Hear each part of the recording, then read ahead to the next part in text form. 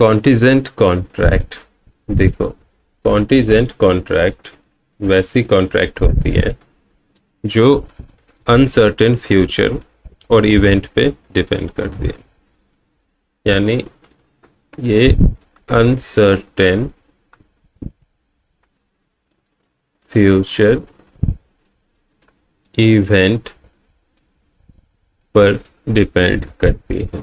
Okay, तो ये जो कॉन्ट्रैक्ट है इंडियन कॉन्ट्रैक्ट एक्ट ICA 1872 के सेक्शन 31 में डिफाइंड है। ओके,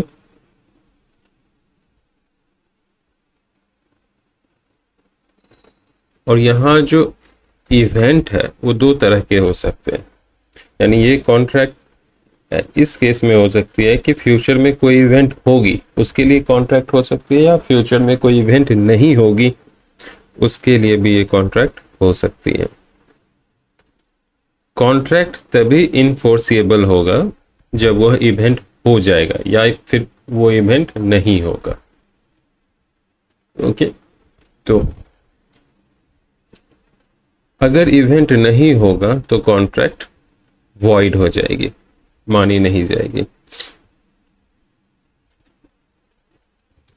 तो कॉन्टिजेंट कॉन्ट्रैक्ट में वैलिड कॉन्ट्रैक्ट होनी चाहिए दो पार्टी के बीच में। यानी वैलिड कॉन्ट्रैक्ट के लिए जितने भी एसेंशियल्स हैं वो यहाँ भी अप्लाई करती है। और ये कॉन्ट्रैक्ट वॉइड तब होगी जब इवेंट फ्यूचर में नहीं होगा या फिर होगा।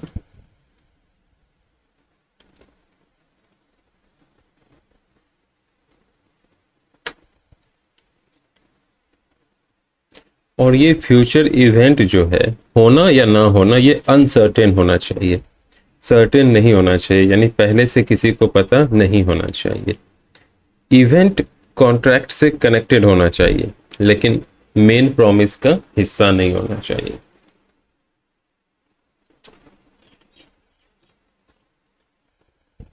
अब इसमें आ जाओ सेक्शन 32, सॉरी सेक्शन 32 जो है इंडियन कॉन्ट्रैक्ट एक्ट 1872 का, ये डिस्कस करता है कि कौन सी अनसर्टेन फ्यूचर इवेंट होनी चाहिए।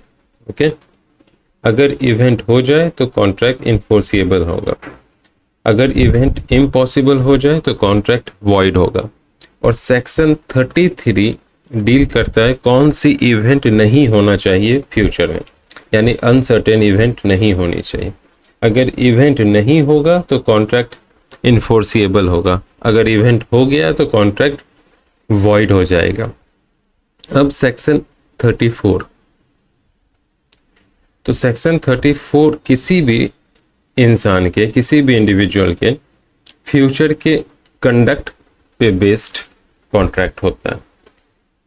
ओके, एंड सेक्शन 35 जो है वो कहता है कि फिक्स्ड टाइम के अंदर होने वाले इवेंट को कवर करना है। यानी वही इवेंट कवर होंगे जो किसी फिक्स्ड टाइम के अंदर आते हैं। सेक्शन 36 जो है वो इम्पॉसिबल इवेंट्स के बारे में बताता है। ठीक है,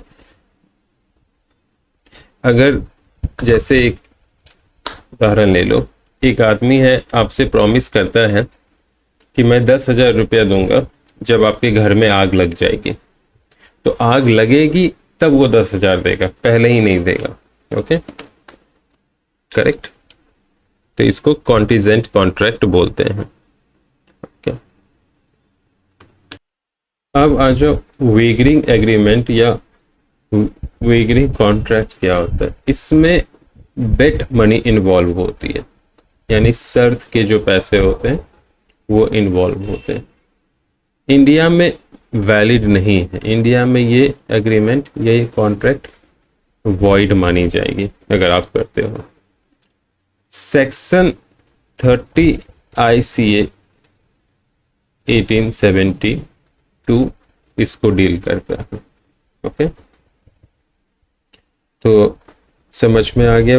वेगरिंग एग्रीमेंट वह एग्रीमेंट है जिसमें सर्टेन इवेंट पर मनी जीतने या हारने की बात होती है, यानी बेट होती है। ओके, यह किसी इवेंट के होने या ना होने पर डिपेंड करता है, और इवेंट हमेशा अनसर्टेन होना चाहिए। ओके, तो दोनों जो पार्टीज हैं उनके पास जीतने और हारने का इक्वल मौका होना चाहिए। किसी भी पार्टी का इवेंट पे कंट्रोल नहीं होना चाहिए। इसका मेन ऑब्जेक्टिव पैसा जीतना होता है। ओके, यानी ये जो एग्रीमेंट है, वेगरिंग एग्रीमेंट, इंडिया में ये इन्फोर्सिएबल नहीं है लॉ के तहत। क्लियर?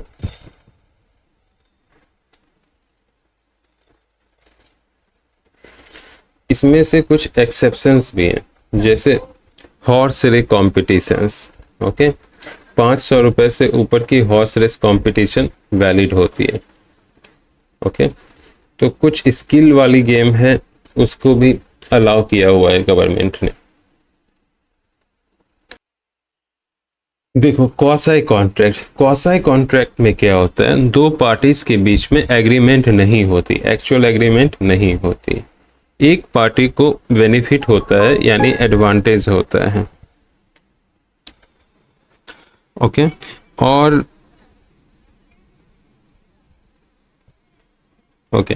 और क्वासाई कॉन्ट्रैक्ट जो है वो लॉ के तहत होती है, ताकि एक आदमी के साथ अनजस्टिस ना हो जाए, एक आदमी की जो पैसे हैं वो डूब ना जाए, बर्बाद ना हो जाए। ओके, सो इस कॉन्ट्रैक्ट में कोई भी ऑफर एक्सेप्टेंस वगैरह नहीं होता, कोई भी म्यूचुअल कंसेंट नहीं होती दो पार्टीज के बीच में, और ये एग्रीमेंट कह रहा हूँ, कॉन्ट्रैक्ट लॉ के द्वारा क्रिएटेड होता है, ना कि एग्रीमेंट के द्वारा। ये कॉन्ट्रैक्ट बेस्ड होती है principle of justice, equity and good conscience के ऊपर। मान लो एक आदमी गलती से तुम्हारे अकाउंट में पैसे डाल देता है, तो इसका मतलब क्या है, वो पैसा तुम्हारा हो गया? नहीं, आपको वो पैसे रिटर्न करना होगा, ये लॉ ने डिसाइड कर रखा है। ओके, तो जो क्वासाई कॉन्ट्रैक्ट है वो सेक्शन 68 से लेके सेक्शन 72 तक है इंडियन कॉन्ट्रैक्ट एक्ट 1872 में।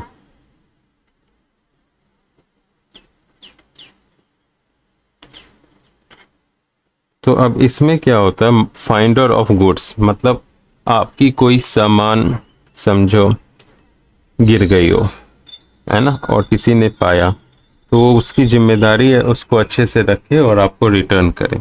ओके, ये सेक्शन 71 है। आप किसी की हेल्प कर रहे हो बिना पैसे लिए हुए, ये भी सेक्शन 17 है। पैसे आपने पे किया या गुड्स की डिलीवरी की गलती से, ओके, या कोअर्सन हो जाए, ये सेक्शन 72 है। अगर किसी आवश्यक, किसी नीडी पर्सन्स को, इनकेपेबल पर्सन्स को आप कुछ सप्लाई करते हो, तो वो सेक्शन 68 में डील होगा, और इसके लिए आप पैसे भी ले सकते हो, उसकी जो भी प्रॉपर्टी है उसमें से। क्लियर हुआ? तो काफ़ी है इतना इंट्रो के लिए, ये इंट्रो है सिर्फ।